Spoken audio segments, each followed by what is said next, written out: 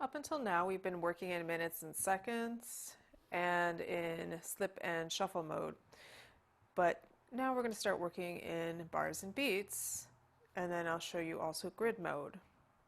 So I have a session with a couple of clips in it, so I'm going to make a new track. And I'm also going to make a new master fader per the instructions, and this is a good idea. That's not a master fader.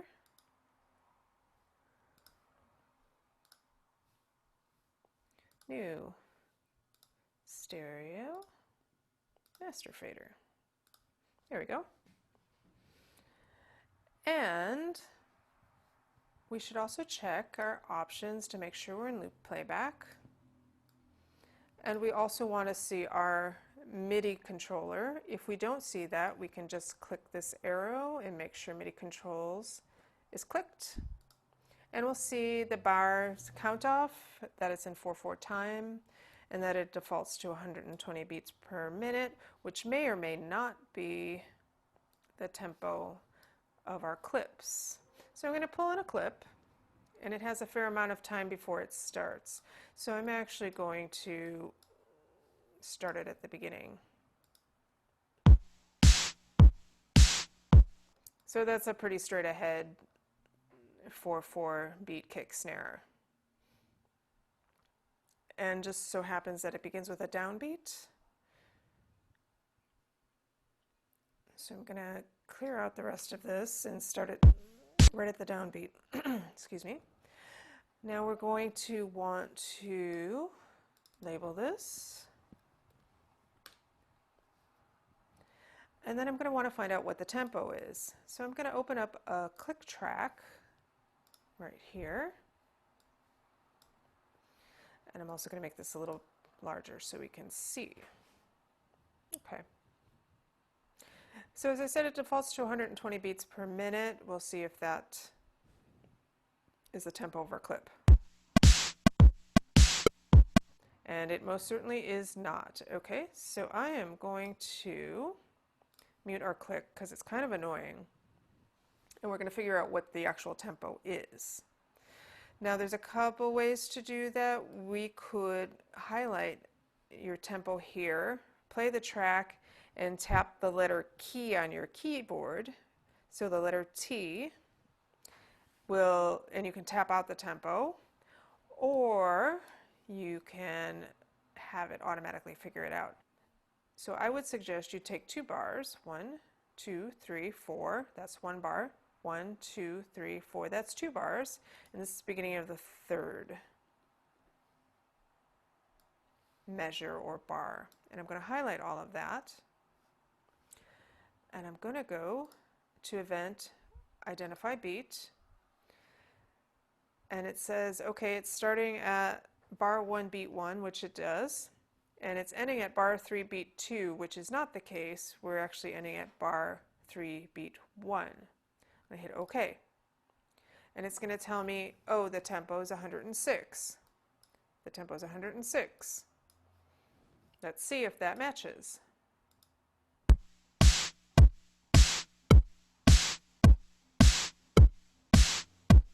And it does. Let's say I want to add something else into this. I'm going to make another track. Okay. I'm going to pull in, let's pull in claps. Okay, so we have a lot of space before our claps. So I am going to just delete all this space before our claps. Okay.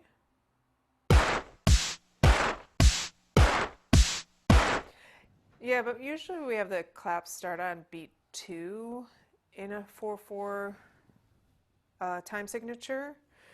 So I'm going to switch this to grid mode. It's going to help us do that really, really easily.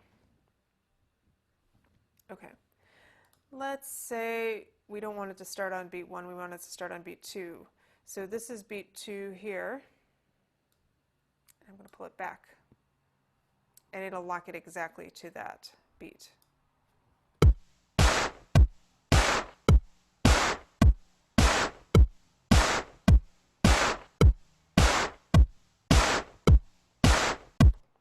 And that's pretty good. All right, so one more thing I want to show you is we can change the tempo of this. So if you don't see the tempo ruler here, you can go View, Rulers, Tempo. And we can expand the window. Right now it says it at 106. We might want to change the tempo.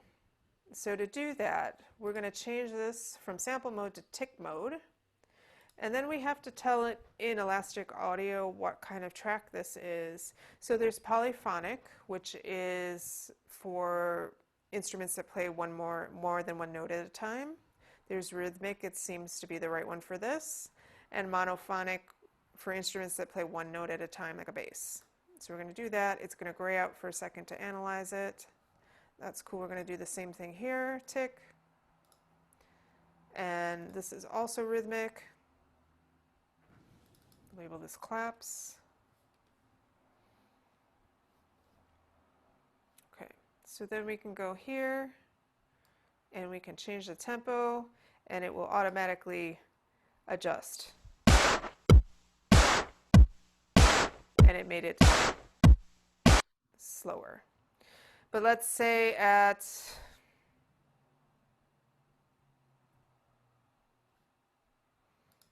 the next bar, we might want to change that tempo. We can add a marker, say OK. It's automatically going to default to 120. Let's see what it sounds like at 120. It's going to switch from our slower tempo to 120.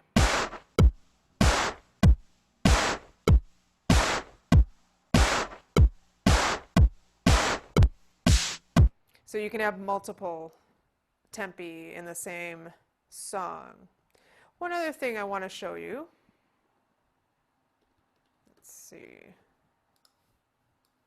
If we need to make any adjustments,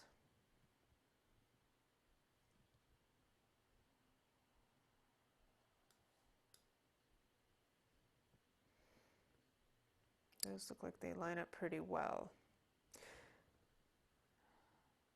Well, let's say, for example, like one of these claps, the timing was a little bit off. We can adjust that by going to warp mode.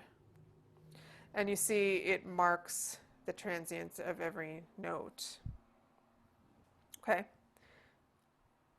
So we are going to go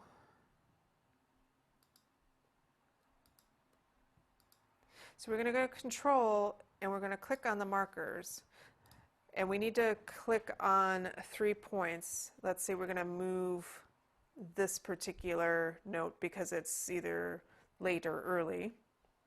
We're going to click the markers around it by holding down Control and click. And then we're going to go to the one we want to move. And we're going to go hold down Command and grab it. And then we can move this in time. So we can line it up exactly. So this works really well if you have, you know, an instrumentalist who's a little bit late or a little bit early and you want to make that adjustment. So those are some things you can do with bars and beats in grid mode and with the warp and elastic properties.